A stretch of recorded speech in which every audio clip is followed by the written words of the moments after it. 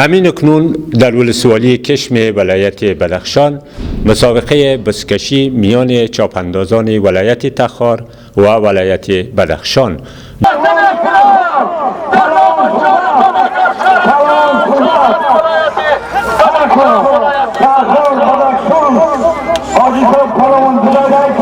در گذشته این بزکشی همی اعلام کرده سابق همی ما بودم. از خود بدخشان ولسوالیاش ولسوالی درای ولسوالی ارگو ولسوالی خود کشم بارک جرم راه یفتلها مرکز یا وردوش اما ولسوالی یا تشریف آورد.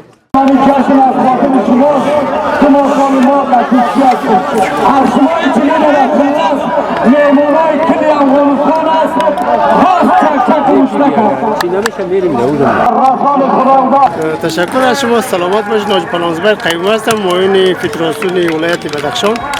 البته امروز رسما بزکشی ما روز دوشنبه آغاز شد و روز جمعه ادامه داره. تخار بدخشان اینجا مسابقه میکنیم.